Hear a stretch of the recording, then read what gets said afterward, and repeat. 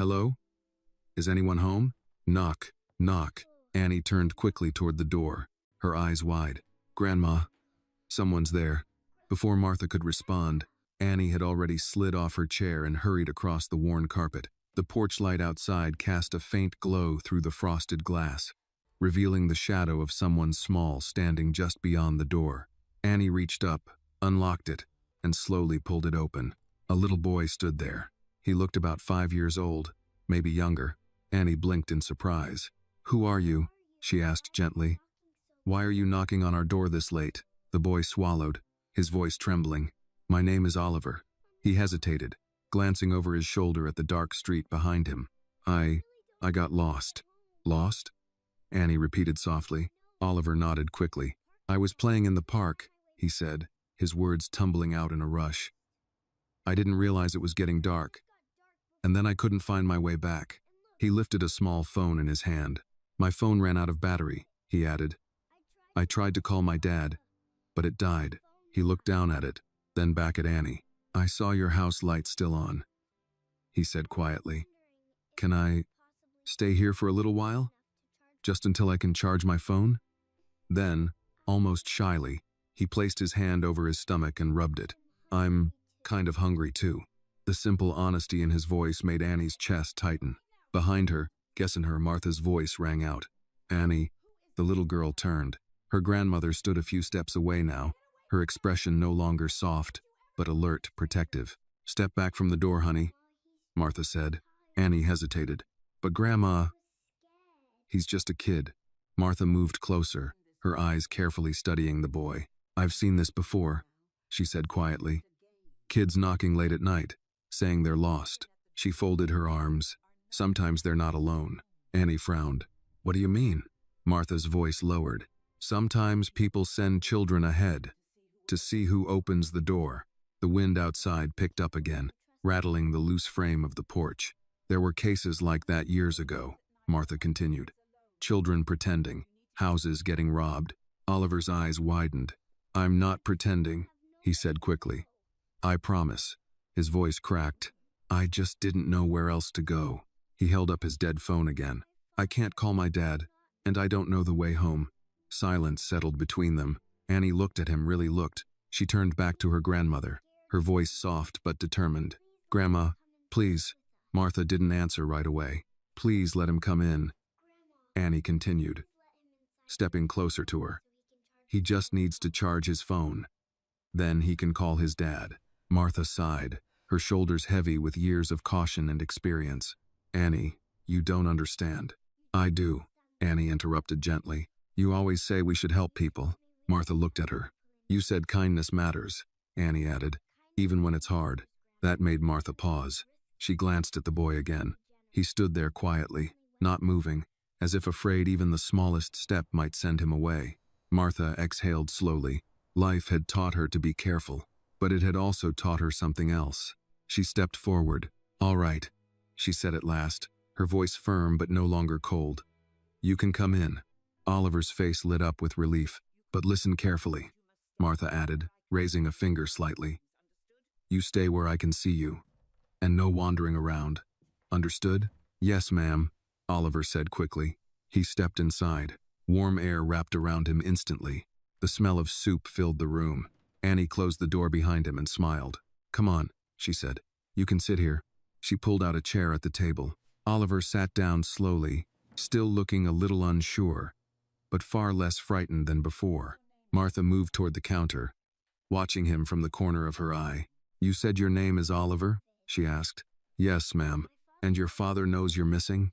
Oliver shook his head. "He doesn't yet," he said quietly. "That's why I need to charge my phone." Annie immediately turned toward the wall outlet.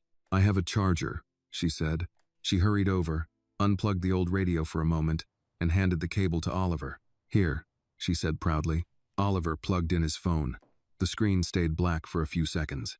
Then, a small light flickered. "Charging." Oliver let out a breath he didn't realize he'd been holding. "Thank you," he whispered. Annie grinned. "No problem." Martha ladled soup into a bowl and placed it gently in front of the boy. "Eat," she said.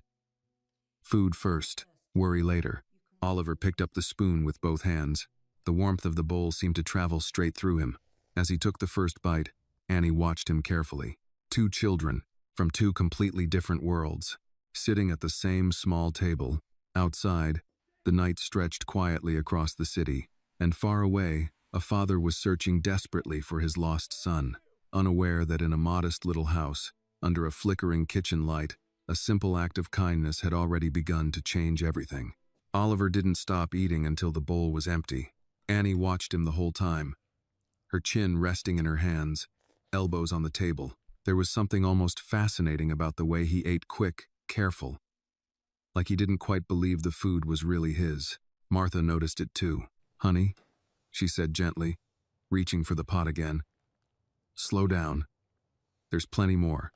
Oliver hesitated, spoon halfway to his mouth. "Really?" Martha gave a small nod. "We don't let anyone leave this house hungry." That seemed to settle something deep inside him. His shoulders loosened just a little, and for the first time since he stepped through the door, he looked like a child instead of someone trying very hard not to be afraid. Annie smiled. "Told you," she said. Oliver gave a small, shy smile back. On the table beside him, the phone continued charging. The faint glow of the screen reflected in his eyes as he glanced at it every few seconds, as if afraid it might stop working again. Martha leaned against the counter, arms crossed loosely, watching the two children. "So, Oliver," she said, her voice calm but observant, "what does your father do?" Oliver wiped his mouth with the back of his sleeve before answering. "He works a lot," he said simply. Annie tilted her head. "What kind of work?" Oliver shrugged. "Big stuff, I guess." Martha raised an eyebrow slightly at that, but didn't press further. "Big stuff usually keeps a man busy," she said. Oliver nodded, then looked back at the phone again. The battery icon flickered. 12%. He let out a small breath. "Almost there," he whispered. Annie leaned closer. "You really don't know your way home?" she asked. Oliver shook his head. "Everything looks different at night," he said. "And I wasn't paying attention earlier." Annie nodded slowly. "I got lost once," she admitted. "At the grocery store." Oliver's eyes widened. "What happened?" Annie said matter-of-factly. "Then Grandma found me." Martha chuckled softly from the counter. "And she hasn't wandered off since." "I have too," Annie protested, though her smile betrayed her. Oliver let out a quiet laugh. It was the first real sound of relief in the room. Outside, a car passed slowly down the street, its headlights sweeping briefly across the window before disappearing into the dark. Martha's eyes followed the light for a moment. Then she looked back at Oliver. "You said your father doesn't know where you are," she said. Oliver's smile faded slightly. "He's probably really worried," he admitted. Martha nodded. "Then the sooner you call him, the better." The phone buzzed softly. Oliver jumped slightly and looked down. Battery, 25%. The screen lit up fully now, revealing a clean interface and a long list of missed calls. Annie leaned in. "That's a lot of calls," she said. Oliver's face paled. "He's definitely looking for me." Martha stepped closer, her expression softening again. "Go ahead, child," she said. "Call him." Oliver nodded quickly. His small fingers trembled as he tapped the screen and selected a contact labeled simply, "Dad." The phone rang once, twice. Then, a voice answered immediately. "Oliver?" The change in Oliver was instant. "Dad," he said, his voice breaking with relief. If this moment touched your heart, take a moment to like this video and share where you are watching from in the comments. Your support helps stories like this reach more people. And if you believe in kindness and second chances, subscribe to the channel so you do not miss the next story.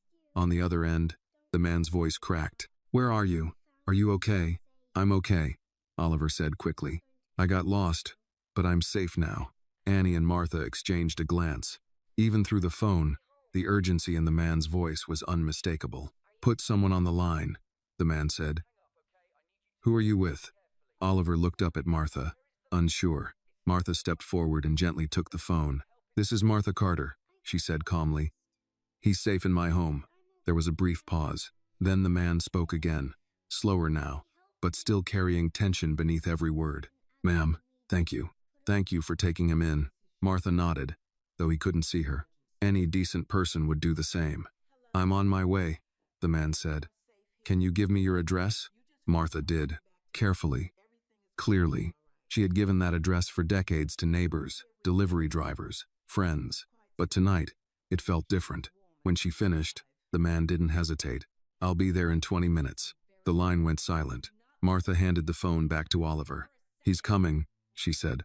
Oliver nodded, clutching the phone tightly. Annie grinned. "See? I told you everything would be okay."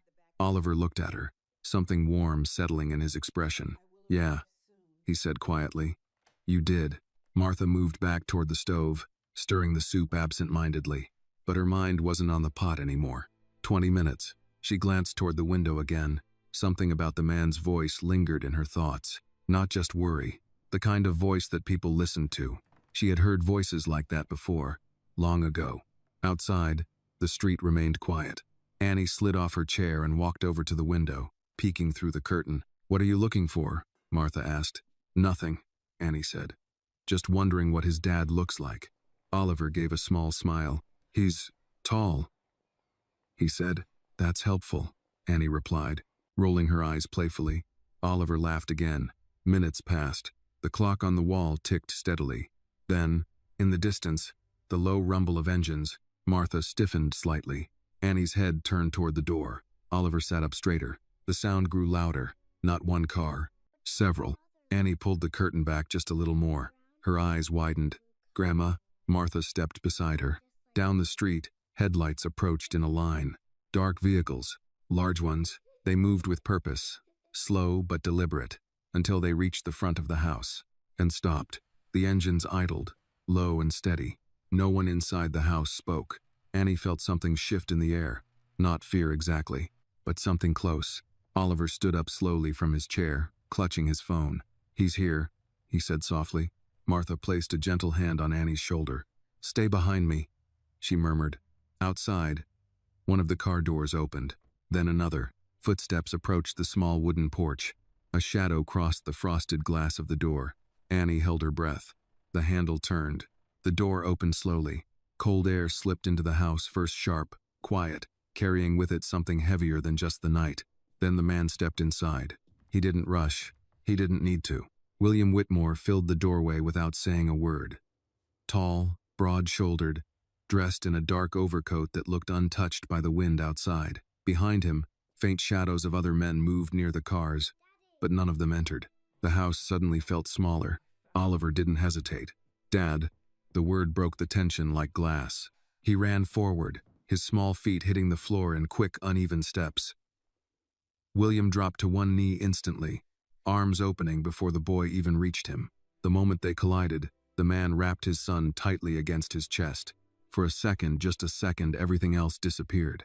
"I've got you," William whispered, his voice rough, almost unrecognizable from the controlled tone on the phone. "I've got you." Oliver clung to him. "I'm sorry," he mumbled into his father's coat. "I didn't mean to get lost." William shook his head, pressing his hand gently against the back of the boy's head. "No," he said. "No. You're okay. You're safe." Annie stood frozen near the table. She had never seen a grown man like that before. Not a rich man. Not someone who arrived with black cars and people waiting outside. Just a father. Martha watched quietly from behind Annie, her sharp eyes studying every movement. She had seen men like this before. Power didn't always announce itself loudly. Sometimes it walked in quietly, and everything adjusted around it. William slowly stood, still holding Oliver close. Only then did he seem to remember where he was. His eyes lifted. They landed on Martha first, then Annie. For a moment, no one spoke. Then William took a step forward. "Ma'am," he said, his voice steady again, though something underneath it still trembled. "You're Martha Carter?" Martha nodded. "That's right." He adjusted Oliver slightly in his arms, then extended his free hand. "William Whitmore." Martha looked at his hand, then at his face, then back at his hand. She shook it. Her grip was firm. "Your boy's been safe here," she said. William nodded once. "I can see that." His gaze shifted to Annie. The little girl stood still, her hands folded in front of her, unsure what to do now that the moment had changed. William studied her quietly. Something in his expression softened. "You must be Annie," he said. She nodded. "Yes, sir." William glanced at Oliver. "Is she the one who helped you?" Oliver pulled back slightly, still in his father's arms. "She let me in," he said. and she gave me food and helped charge my phone. William looked back at Annie. There was no smile, but there was something deeper. Recognition. Respect. Thank you, he said simply. Annie shifted her weight slightly. I just opened the door, she replied. Martha crossed her arms lightly. That's more than some would do, she added. William didn't argue. He looked around the house then, not in judgment, in understanding. The old furniture, the patched walls, the quiet dignity of people who lived with little but carried themselves with enough. His eyes landed briefly on the pot of soup, then on the single pie near the window, then back to Martha. You fed him, he said. Martha shrugged. He was hungry. William exhaled slowly. A man like him was used to solving problems with money, with influence, with control. But this had been something else, something he couldn't command. He reached into his coat. Annie tensed slightly. Martha didn't move. William pulled out a thick envelope and placed it gently on the table. No drama, no flourish, just a quiet action. For your kindness, he said. Martha didn't even look at it. No, she replied immediately. William paused. It's not. I said no, Martha repeated, her voice calm but firm. We don't take money for helping a child. Silence settled in the room. Annie looked between them. Oliver looked up at his father. William studied Martha carefully. Most people didn't say no to him. Not like that. Not without hesitation. But there was no pride in her refusal. Only principle. He nodded slowly. I understand, he said, but he didn't take the envelope back. Instead, he rested his hand lightly on it. Then don't think of it as payment. Martha raised an eyebrow. Think of it as making things right, he continued. Because tonight, if you hadn't opened that door, he didn't finish the sentence. He didn't need to. Martha's expression softened just slightly. Behind her, Annie stepped forward. Grandma, she said quietly. Martha glanced down at her. Annie looked back at William. He was really scared, she said. Then she looked at Oliver. He kept checking if his phone was charging. Oliver gave a small, embarrassed smile. Martha sighed. Long, tired, the kind of sigh that carried years of decisions. She looked at the envelope again, then at William. You said you're his father, she said. I am. Then raise him right. William didn't blink. I intend to. Martha nodded once. Then that's enough for me. William held her gaze. Something unspoken passed between them. Then slowly, he picked up the envelope again. But instead of putting it away, he placed it back down. Closer this time. Not as an offer, as a promise.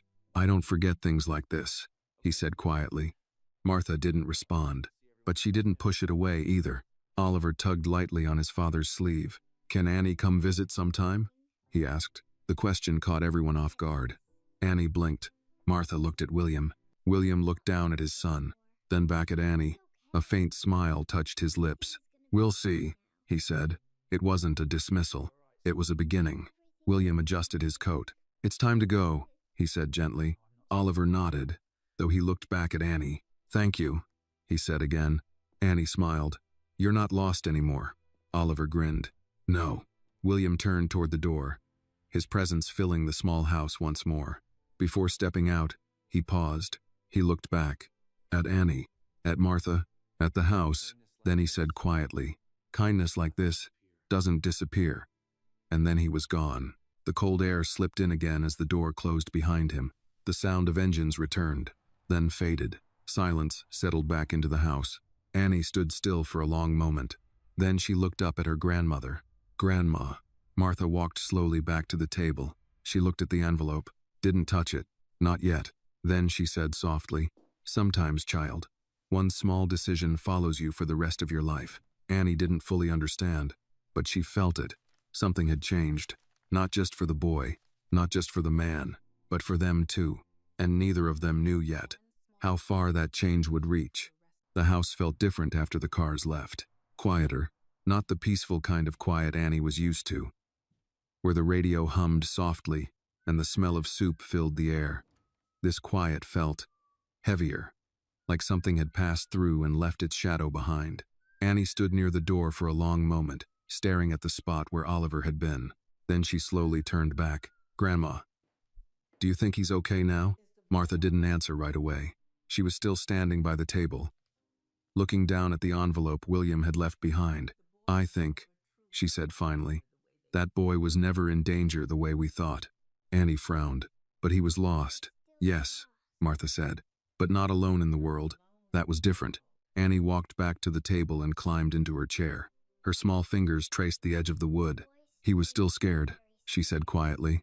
Martha looked at her. Yes, she agreed. And that part matters more than anything else.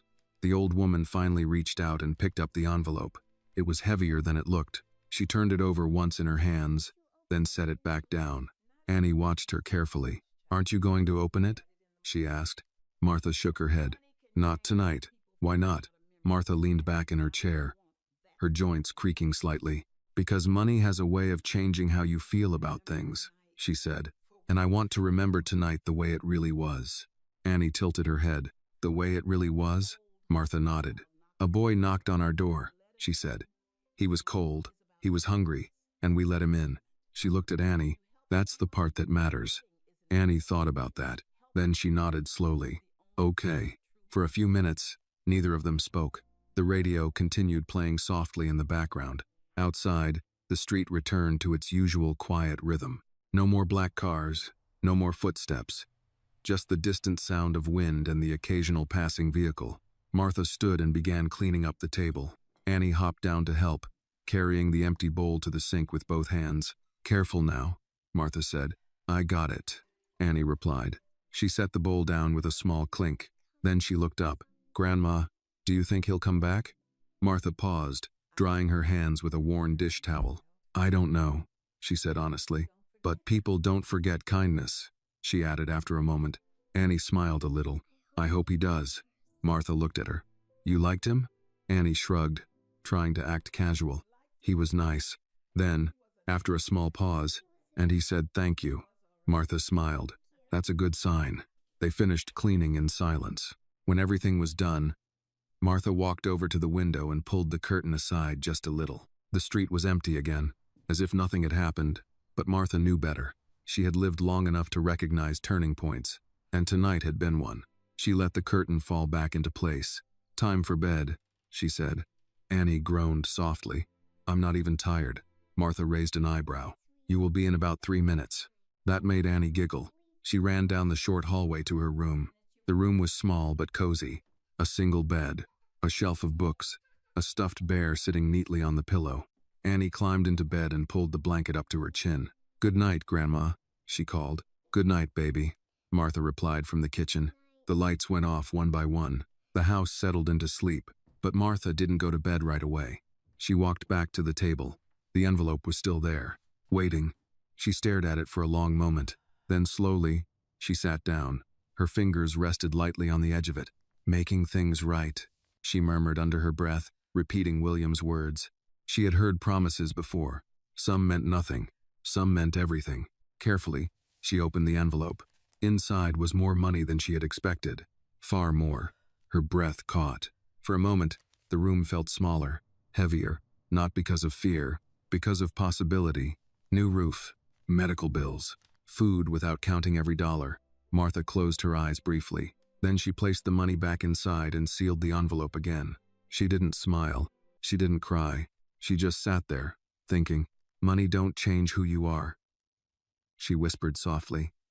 It just shows you who you've been all along. She stood up and walked to the small cabinet near the corner of the room. From inside, she pulled out an old tin box. It was worn, scratched from years of use. She placed the envelope inside, closed it, locked it, then set it back where it belonged. Out of sight, out of reach. For now.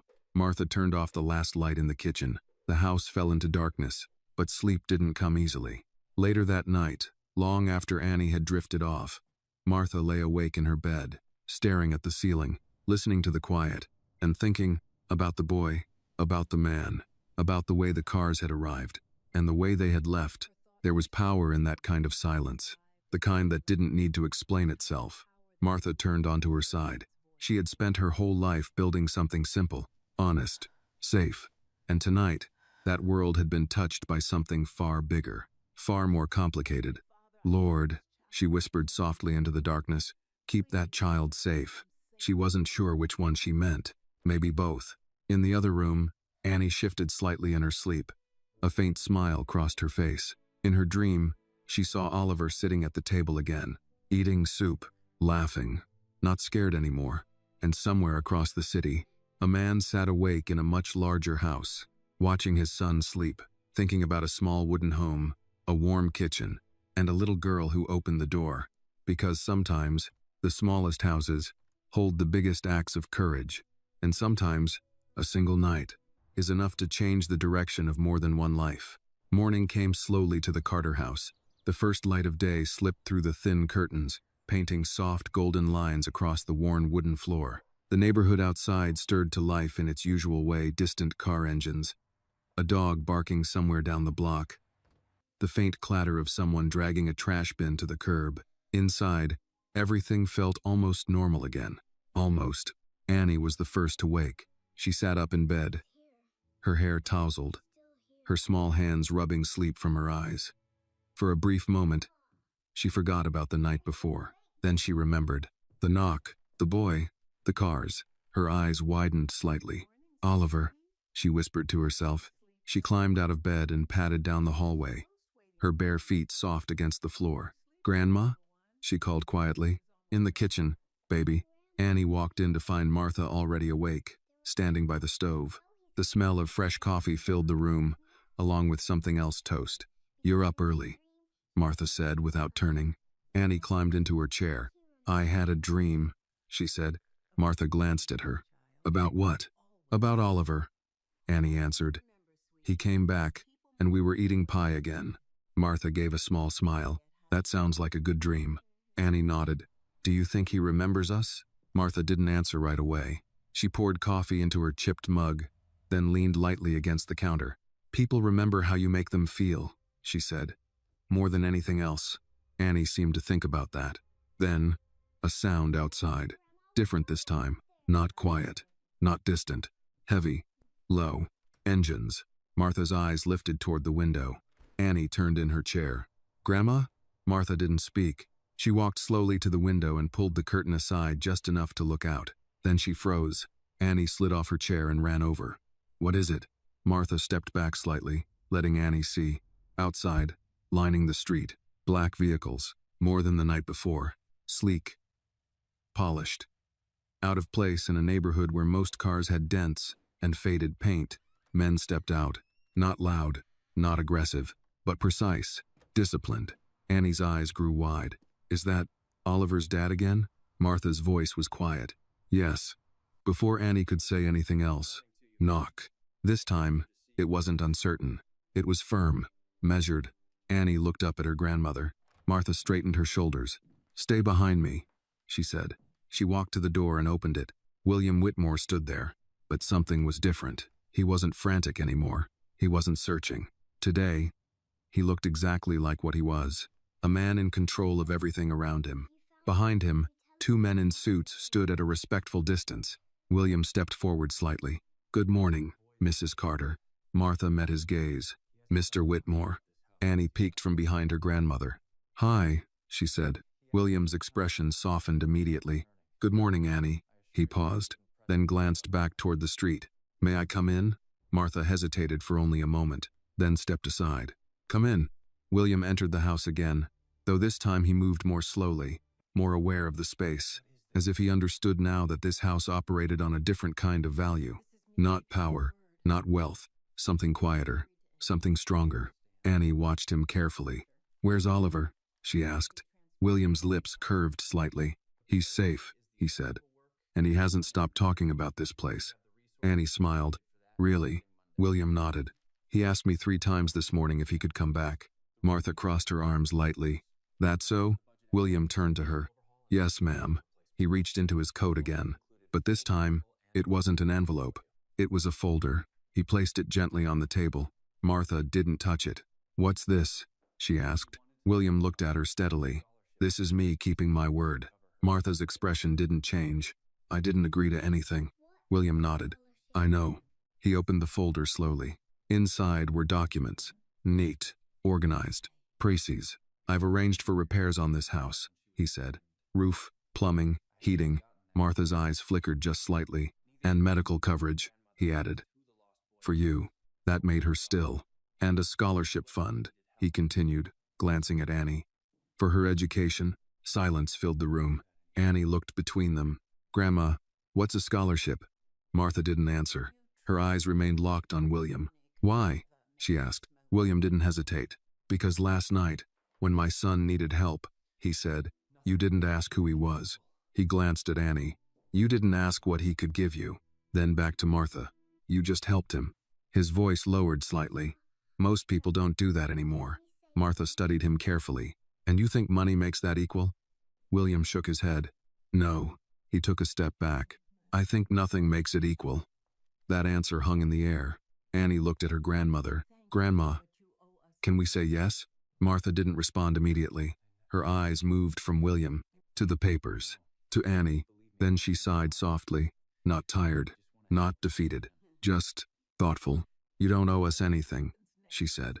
William met her gaze. I know, and this won't change who we are. It shouldn't, he agreed. Martha nodded once, slowly. Then she reached out and placed her hand on the folder, not fully accepting, not fully refusing, just acknowledging. That's as far as I go today, she said. William gave a small nod. That's enough. Annie broke into a smile. Does this mean Oliver can come visit? William looked at her. Then, for the first time since he arrived, he smiled fully. Yes, he said. I think it does. Outside, the men waited. The cars remained still, but inside that small house, something shifted again, not because of money, not because of power, but because two worlds so far apart had found a way to meet in the middle. And this time, it wasn't just for one night. The house did not return to normal after that morning. Not completely. Something had shifted, not loudly, not dramatically, but in a quiet, steady way that Annie could feel even if she couldn't explain it. For the next 2 days, the Carter home became a place of movement.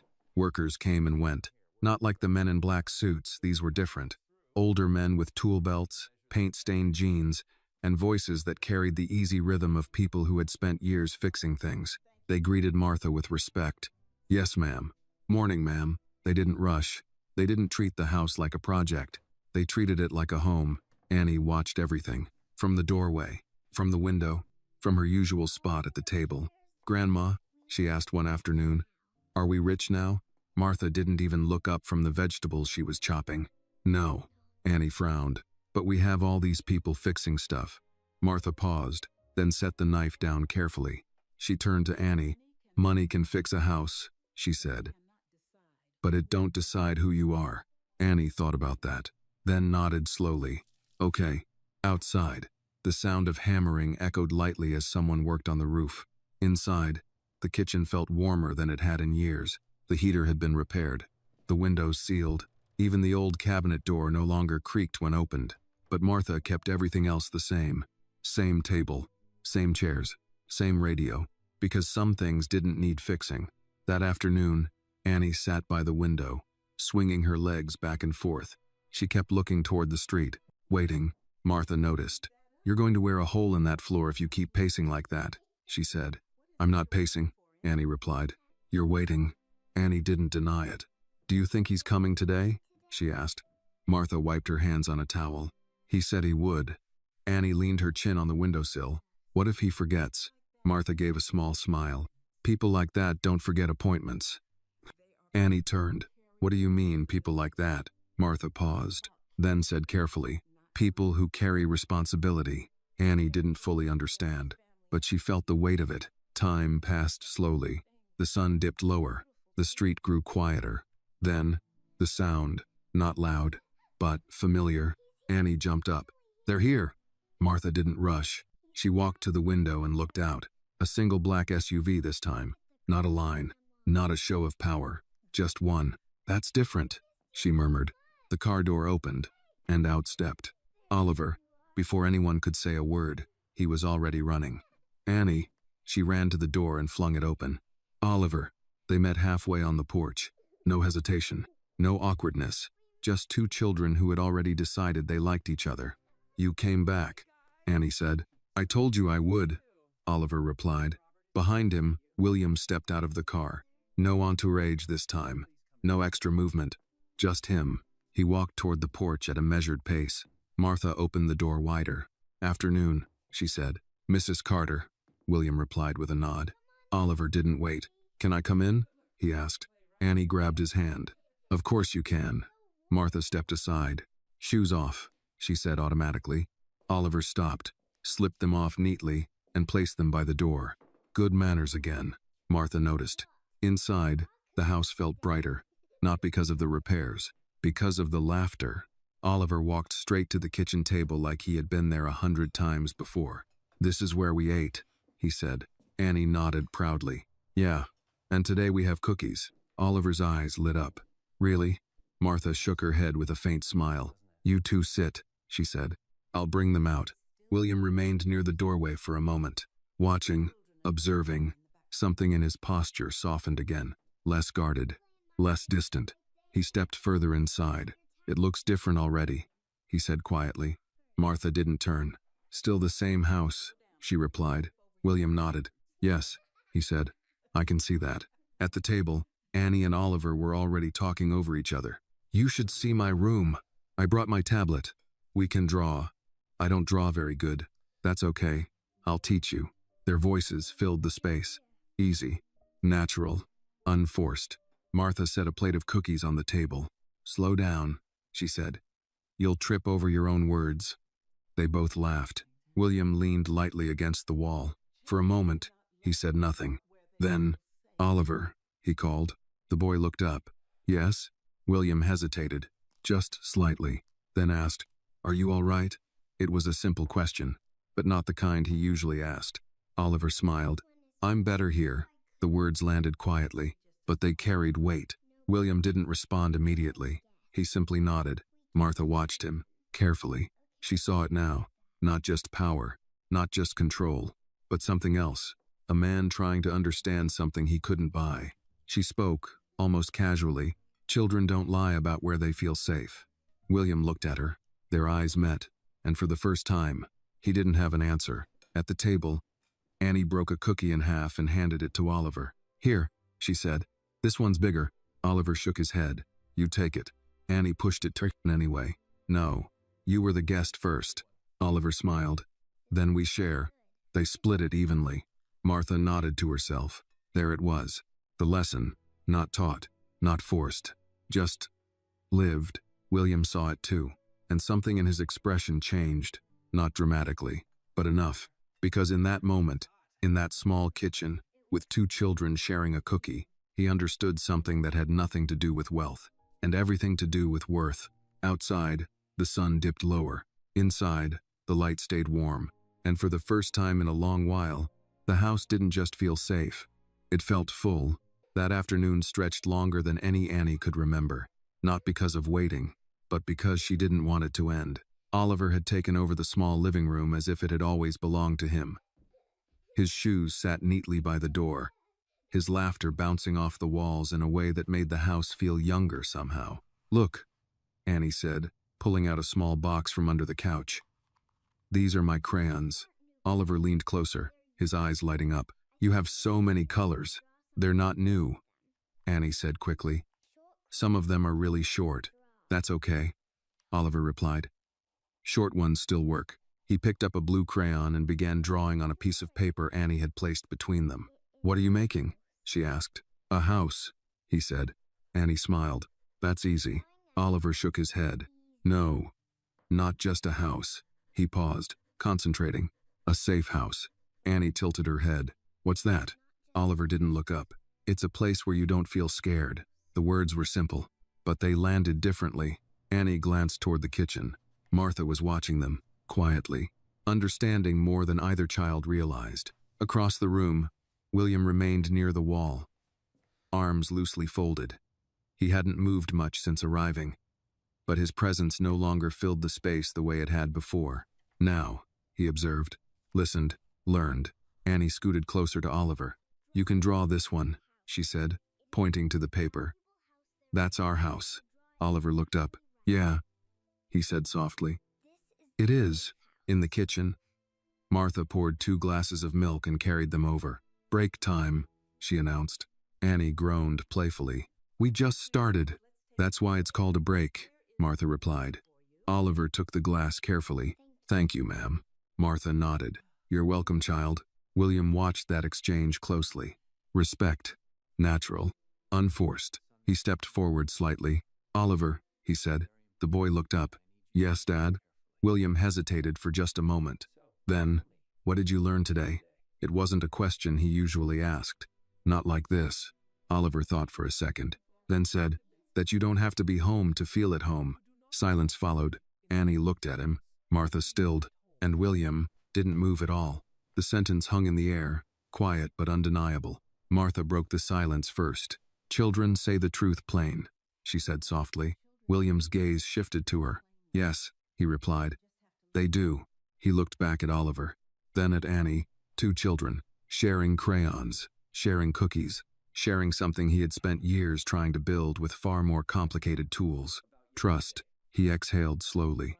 "Oliver," he said again, his tone gentler now. "Why did you run so far yesterday?" Oliver looked down at his hands. "I didn't mean to," he said. "I just wanted to play longer." William stepped closer. "And why didn't you stay where you were supposed to?" Oliver shrugged slightly. "Because nobody was playing with me." The answer came out quiet, but it hit harder than anything else. William's jaw tightened, not in anger. In realization, Annie leaned forward. "I would have played with you," she said immediately. Oliver smiled. "I know." Martha watched William carefully. There it was again. That moment, the one where a man sees something he didn't want to admit. She spoke gently, but clearly. "Children don't need much," she said. "Just time, and someone who sees them." William nodded slowly. "I'm starting to understand that." Annie suddenly stood up. "Come on," she said, grabbing Oliver's hand. "Let me show you my room." They ran down the hallway together, their laughter trailing behind them. The house fell quieter again, but not empty. William remained standing in the living room. Martha returned to the kitchen, rinsing the glasses slowly. After a moment, William spoke. "You were right," he said. Martha didn't turn. "About what?" "About raising him right." She paused, then continued washing. "That's your job," she said. "Not mine." William walked a few steps closer. "I thought providing everything he needed was enough." Martha dried her hands and turned to face him. "That's not the same thing." William met her gaze. "What is?" Martha's expression softened slightly. "Being there when it matters." The words were simple, but they carried weight. William looked down briefly, then back up. "I've spent my whole life building something," he said. "And I think I may have missed something else in the process." Martha nodded once. "Happens more often than you think." From down the hall, Annie's voice echoed. "Oliver, don't touch that, it's broken." A pause. Then both children burst into laughter. William's lips curved slightly. "That sounds like something I can't buy," he said. Martha allowed herself a faint smile. "No, sir," she replied. "That's something you earn." He looked at her again, and this time, he didn't argue, because deep down, he knew she was right. Moments later, the children returned, slightly out of breath, still smiling. "Can he stay longer?" Annie asked immediately. William checked his watch, then looked at Oliver, then back at Annie. "Yes," he said. "He can stay a little longer." Annie cheered. Oliver grinned. Martha shook her head lightly. "Just don't run through the house," she warned. "No promises," Annie replied, already pulling Oliver back toward the living room. Their footsteps echoed again, light, carefree, alive. William stood there, watching them, and for the first time in a long time, he didn't feel the need to control the moment. He just let it happen, because sometimes, the most important things in life don't need to be managed, they just need to be noticed. And finally, he was paying attention. The sun had begun to dip lower, stretching long shadows across the Carter house, when the energy inside finally started to slow. Not because the children wanted it to, but because even joy, when it runs fast enough, eventually needs to catch its breath. Annie and Oliver sat on the living room floor, surrounded by scattered crayons and wrinkled sheets of paper. Their drawings had grown more elaborate houses with gardens, stick figures holding hands, a sun that seemed too big for the page. "This one is you," Annie said, pointing at a drawing with two figures standing beside a small house. "And this is me." Oliver studied it carefully. "And that's your grandma?" he asked. "Yeah," Annie said. "She's always watching." Oliver nodded slowly. "That's good," he said. "Why?" He shrugged.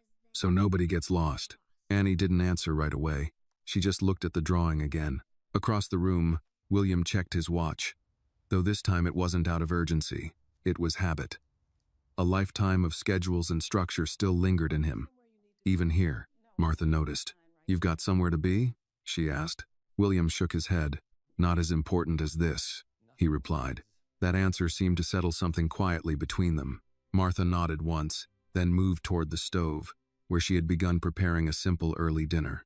"You'll both eat before you go," she said over her shoulder. William opened his mouth to object, then paused, then closed it again. "Yes, ma'am," he said. In the living room, Annie perked up. "Dinner?" Oliver looked surprised. "We can stay?" Annie grinned. "Of course you can." Oliver looked toward his father. William gave a small nod. "We'll stay." The word felt unfamiliar on his tongue, but not unwelcome. The kitchen soon filled with the warm scent of food, again simple, honest cooking that carried something deeper than flavor. Martha moved with quiet efficiency. Annie hovered nearby. "Can I help?" she asked. "You can set the table," Martha replied. "I'll do it," Annie said, rushing to grab plates. Oliver followed her. "I'll help too." "Okay," Annie said. "You do the forks." "I know how to do forks," Oliver replied with mock seriousness. "I hope so," Annie said. "It's not that hard." William watched them from a distance. Two children. No hesitation. No calculation. Just instinct. He stepped closer to Martha. "You don't have to do all this," he said quietly. Martha didn't look up. "I know," she replied. "Then why do it?" She stirred the pot once more, then turned slightly. "Because feeding people is how you show them they matter." William absorbed that. No transaction, no expectation, just meaning. At the table, Annie carefully placed each plate. "Grandma says the plate goes here," she explained to Oliver, "and the fork goes on this side." Oliver followed along. "What about the spoon?" "That depends," Annie said. "Are you eating soup?" Oliver thought about it. "I don't know." "Then we'll put one just in case," Annie decided. Martha smiled to herself. Preparedness. A small thing, but it said a lot. Soon, the four of them sat at the table. The same place where everything had begun. But now, it felt fuller. William hesitated before sitting. He wasn't used to this. Not like this, but when he did, something shifted again. Not outside. Inside. Martha placed the food in the center. "Help yourselves," she said. Annie reached first. Oliver followed. William waited a second, then served himself. No one rushed him. No one watched him. And somehow, that made it easier. For a while, they ate in quiet comfort. The kind of silence that didn't need filling. Then Annie spoke. "Oliver, do you eat like this at home?" Oliver shook his head. "No." "What do you eat?" "Different stuff." "Like what?" Oliver glanced at his father. William answered instead. "Whatever he wants." Annie frowned slightly. "That sounds confusing." Oliver nodded. "Sometimes it is." Martha set her fork down. "That's because choice without guidance don't help a child," she said. William looked at her. "I thought giving him everything was the best way." Martha shook her head. "Children don't need everything." She gestured toward Annie. "They need enough." The words settled quietly. Annie didn't fully understand them, but Oliver did. He looked down at his plate, then at Annie, then at his father. William leaned back slightly. A man who had built empires, now listening at a small kitchen table, learning. After a moment, Oliver spoke. "Dad?" William looked at him. "Yes." "Can Annie come to our house next time?" The question came so naturally, so simply. William didn't answer immediately, not because he didn't want to, but because he knew what that meant. Two worlds crossing further, not just meeting, blending. He looked at Martha, then at Annie, then back at Oliver. "Yes," he said. "She can." Annie's eyes lit up. "Really?" William nodded. "If your grandmother agrees." All eyes turned to Martha. She took her time, then said, "We'll see." Annie groaned. "That means maybe." Martha raised an eyebrow. "That means we think first." Oliver smiled. "That's fair." Dinner continued. Slower now, more thoughtful, and as the last light of day faded outside, something quiet but powerful settled inside that house. Not just connection, not just gratitude, but the beginning of something deeper. Trust, not built in a moment, but started in one. And as William sat there, listening to the soft voices around him, watching his son laugh in a place he had never known before, he realized something he hadn't expected. For the first time in a long time, He wasn't thinking about what came next. He was simply present. And sometimes, that is where everything truly begins. That night lingered long after the plates were cleared, not because anything dramatic happened, but because something quiet had taken root. After dinner, Annie insisted on showing Oliver one last thing before he left. "Come on," she said, grabbing his hand again. "I didn't show you the best part yet." "What is it?" Oliver asked, already being pulled down the hallway. "You'll see." Their voices faded into Annie's small bedroom. William stood from the table slowly, almost reluctantly, as if leaving his seat meant leaving something behind. Martha gathered the plates. "You don't have to," he said. "I know," she replied simply. She carried the dishes to the sink. Water ran, the familiar rhythm of rinsing, stacking, placing. William remained where he was for a moment. Then he stepped closer. "This isn't something I'm used to," he admitted. Martha didn't look up. "Which part?" "All of it." She nodded slightly. "That's probably why it matters." He considered that. From down the hall, Annie's voice rose again. "This is my favorite book." Oliver responded, "It's small. That's because it's special." William glanced toward the hallway. "They're comfortable here," he said. Martha turned off the water. "Yes, that doesn't happen easily," he added. "No," she agreed. "It doesn't." He hesitated, then asked, "How do you do that?" Martha dried her hands slowly before answering. "You don't make people feel comfortable," she said. "You make space, and let them decide." William absorbed the words carefully. Space, not control, not direction, something he had rarely practiced. In Annie's room, Oliver sat cross-legged on the floor, holding a small, worn book in his hands. "What's this about?" he asked. Annie sat across from him. "It's about a girl who gets lost," she said. Oliver looked up. "Like me?" Annie smiled. "Yeah, but she finds her way back." "How?" "She meets someone kind." Oliver looked down at the book again, then said quietly, "That sounds like you." Annie shrugged. "I just opened the door." Oliver shook his head. "That's not just." The room fell quiet for a moment. Then Annie leaned forward. "Do you ever feel lonely?" she asked. Oliver didn't answer right away. He picked at the corner of the book. "Sometimes," he said. "When?" "When it's quiet," he replied. Annie frowned. "I like quiet." Oliver nodded. "Me too. But not that kind." "What kind?"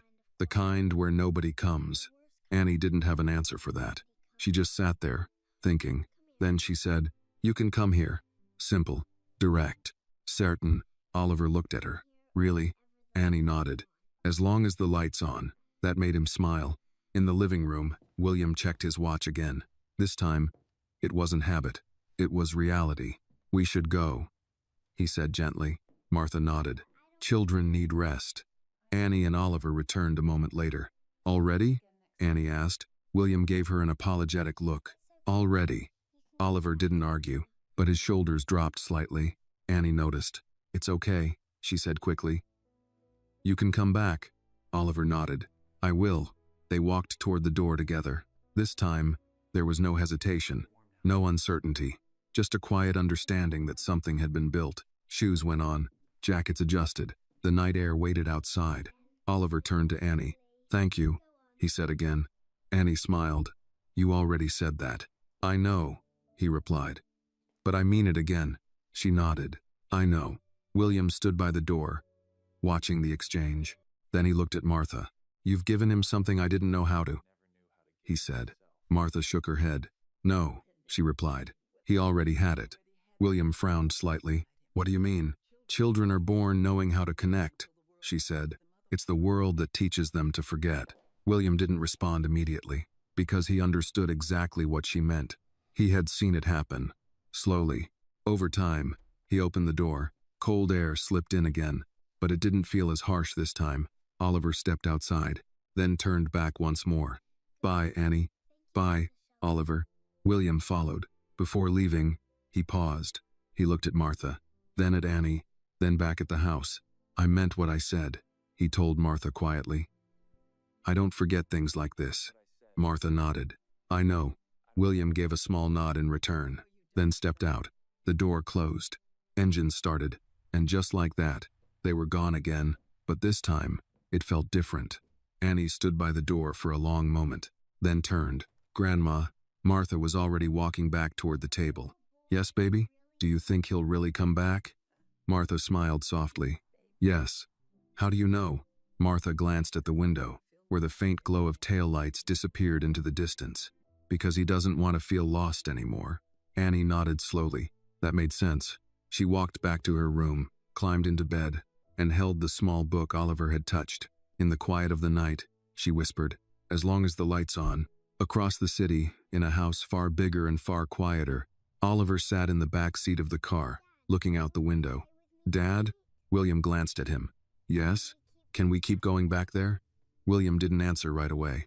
He looked out at the passing streets, then back at his son. Yes, he said. We can.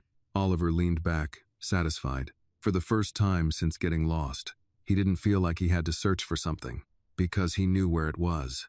And sometimes, finding your way isn't about the road you take. It's about the door that was opened for you. The city looked different from inside the car that night, not because the streets had changed, but because Oliver had. He sat quietly in the back seat, his small hands resting in his lap, no longer gripping the door handle the way he had earlier. The fear that once filled his chest had settled into something softer, something steadier. Across from him, William watched, not directly, but carefully. Parents learn to do that, observe without making it obvious. You're quiet, William said after a while. Oliver didn't look away from the window. I'm thinking. About what? Oliver hesitated, then said, that house. William nodded slowly. What about it? Oliver turned his head slightly. It feels different there. William leaned back. How? Oliver searched for the right words. It's small, he said. But it doesn't feel small. William almost smiled. That's because size doesn't decide how something feels. Oliver nodded. I think I like it more than our house. The words landed quietly, but they landed deep. William didn't respond immediately, because he understood what his son meant. Their house, his house, was large, perfectly designed, controlled, secure, but it wasn't warm in the same way. Do you know why? William asked. Oliver shook his head. Because someone is always there, he said. Not just people, but someone who sees you. Oliver leaned back into the seat. Annie sees me. William looked out the window. The city lights blurred slightly as the car moved forward. Yes, he said quietly. She does. When they arrived home, the gates opened automatically. The long driveway stretched ahead, lined with perfectly trimmed hedges and soft ground lighting. The house stood at the end, large, impressive, silent. The car came to a stop. The driver stepped out first. William opened Oliver's door. We're home, he said. Oliver stepped out, but he didn't move forward right away. He looked at the house, then back at his father. Dad. Yes? Can Annie come here soon? William paused, then nodded. She can. Oliver smiled. That was enough. Inside, the house was just as it had always been. Clean, orderly, quiet. A housekeeper greeted them briefly. Good evening, sir. William nodded. Everything all right? Yes, sir. Oliver walked ahead slowly. His footsteps echoed slightly against the polished floor. No crayons on the ground. No laughter. No smell of soup. Just space. Too much space. William watched him. Oliver, he called. The boy stopped. Yes. Come sit with me for a moment. They moved into the living room. Large windows, modern furniture, perfectly arranged. William sat. Oliver climbed onto the couch beside him. There was a pause. Then William spoke. Did you have a good time today? Oliver nodded. Yeah. What was your favorite part? Oliver thought, then said, when Annie shared her cookie. William raised an eyebrow slightly. Not the drawings? Not the games? Oliver shook his head. No. Why the cookie? Oliver smiled faintly. Because she didn't have to. William leaned back slightly. There it was again. That lesson. Simple, clear, unavoidable. Oliver, he said gently. Do you know what it means to share something when you don't have much? Oliver looked at him. It means you care. William nodded slowly. Yes. The words stayed between them. Care, not provision, not control. Car. William stood after a moment. Let's get you ready for bed. Oliver didn't argue. He followed, up the stairs, down the long hallway, into a bedroom larger than Annie's entire home. Everything was in place. Everything was perfect, but something was missing. Oliver climbed into bed. William pulled the blanket over him. For a moment, neither of them moved. Then Oliver spoke softly. Dad? Yes? Were you scared? William didn't expect that. When I was lost. William exhaled slowly. Yes, he said. Oliver looked at him. I was scared too. I know? Oliver hesitated, then said, but I wasn't scared when I got there. William nodded. I know that too. Oliver yawned slightly. Can we go back tomorrow? William smiled faintly. Not tomorrow. Oliver frowned. Why? Because some things are better when you don't rush them. Oliver thought about that, then nodded. Okay. William turned off the light, but before he could step away, Oliver reached out and grabbed his hand. Stay a little, he said. William paused, then sat back down. All right. Minutes passed. Quiet. Still. Oliver's breathing slowed, then steadied. Sleep came, but William didn't move. He sat there, looking at his son, thinking about a small house, a simple meal, a girl who opened the door without asking questions, and a woman who refused money before accepting respect. After a while, he gently pulled his hand free, stood, and walked out, but he didn't go to his office. He didn't check his phone. Instead, he walked to the window at the end of the hallway, looked out over the city, and for the first time in a long time, he wasn't thinking about expansion, or profit, or control. He was thinking about something far more difficult. Change. Because deep down, he knew, you can build the biggest house in the world, but if no one feels seen inside it, it's just walls, and somewhere, in a smaller house across the city, a light was still on, and that meant everything. The next morning didn't feel the same, not in the Carter house, and not in William Whitmore's, but for very different reasons. Annie woke up before the sun had fully risen. She sat up in bed, hugging her blanket, staring at the small window where the early light barely touched the edge of the frame. For a moment, she listened. The house was quiet, peaceful, familiar, but something inside her felt restless. She slipped out of bed and walked down the hallway. Grandma? In here. Martha's voice came softly from the kitchen. Annie stepped in. Martha was already seated at the table, a cup of coffee in front of her, the radio playing low as usual. But she wasn't moving, just sitting, thinking. You're up early, Martha said. So are you, Annie replied. Martha gave a faint smile. Old habits. Annie climbed into her chair. For a few seconds, neither of them spoke. Then Annie said, I miss him. Martha didn't look surprised. Already? Annie nodded. He makes the house louder. Martha chuckled softly. That's one way to put it. Annie traced circles on the table with her finger. Do you think he misses me too? Martha looked at her. Yes. How do you know? Martha took a sip of her coffee. Because children don't pretend about that. Annie seemed satisfied with that answer, but Martha could see something else behind it. A shift. Small, but real. Attachment. Care. The kind that changes how you see the world. Outside, the morning carried on. Neighbors leaving for work. A car starting down the street. A dog barking in the distance. Life. Normal, but not quite the same. Across the city, William stood in his office. The floor-to-ceiling windows overlooked Chicago's skyline, sharp and endless in the morning light.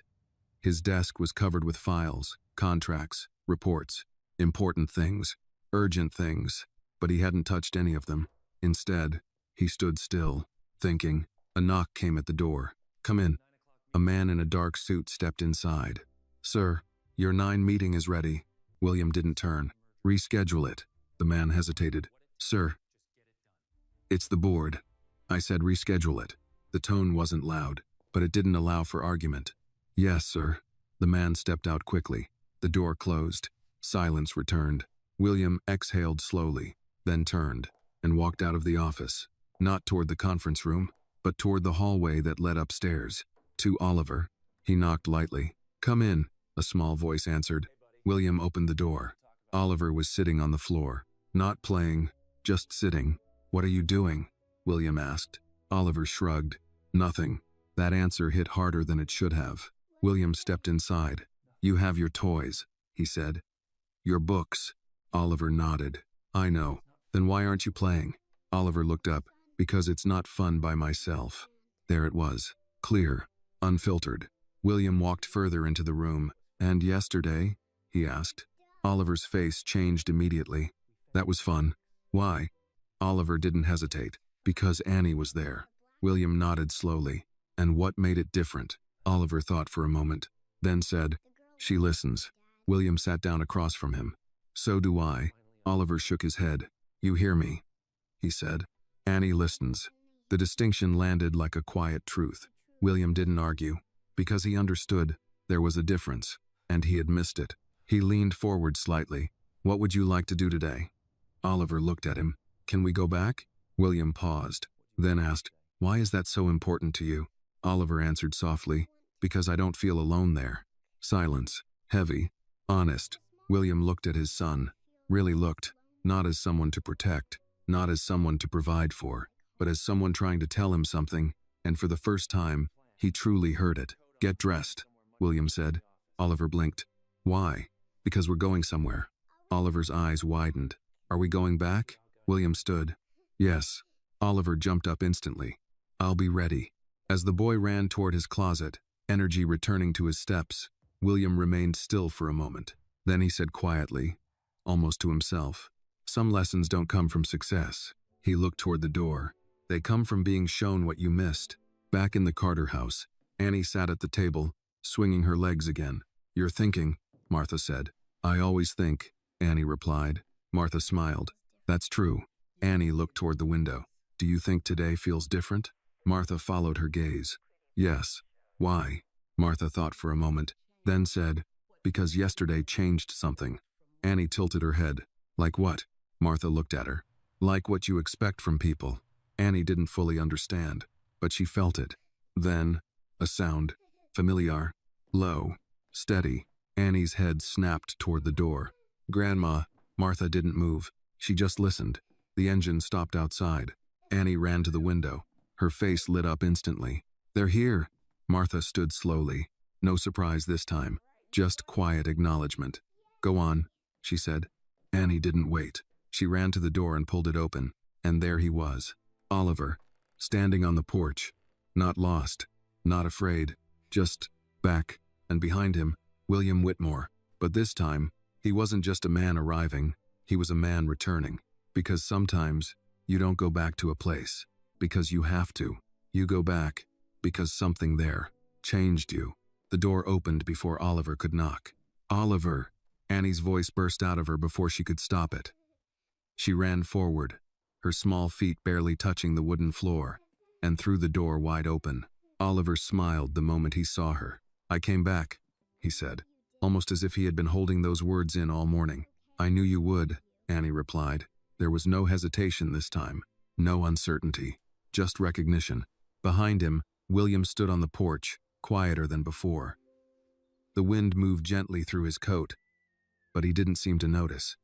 His attention was on the two children in front of him, on what they had found so easily, something he was still learning to understand. Martha stepped up behind Annie. "Good morning," she said. "Good morning, Mrs. Carter," William replied. There was no tension in his voice now, no distance, just respect. "May we?" he asked. Martha nodded and stepped aside. "You know the way." Oliver walked in like he belonged there, because in a way, he did. Annie closed the door behind them, already talking. "I was just thinking about you," she said. "Me too," Oliver answered. "What were you thinking?" "That I didn't want to feel alone again." Annie stopped for a second. Then she smiled. "You won't hear." The words were simple, but they carried something bigger. In the kitchen, the morning light stretched across the table, the same table where everything had begun. Martha poured 2 glasses of milk without asking. Some things didn't need to be discussed anymore. William remained standing for a moment, taking it all in again. The house hadn't changed, not really, but he had, and that made everything look different. "Sit," Martha said, nodding toward the chair. William did, not as a guest, not as a man used to being served, but as someone who understood he was being welcomed. At the table, Annie and Oliver were already leaning over a piece of paper. "What are we drawing today?" Annie asked. Oliver thought for a moment. "Something bigger," he said. "Bigger than a house?" Oliver nodded. "Yeah." He picked up a crayon and began to draw slowly, carefully. Annie watched. "What is it?" Oliver didn't look up. "A place where nobody gets left out." Annie smiled. "I like that." Across the table, William's eyes followed the movement of the crayon, the shape forming on the page. Not perfect, not detailed, but meaningful. Martha noticed his expression. Children build things different, she said. William nodded.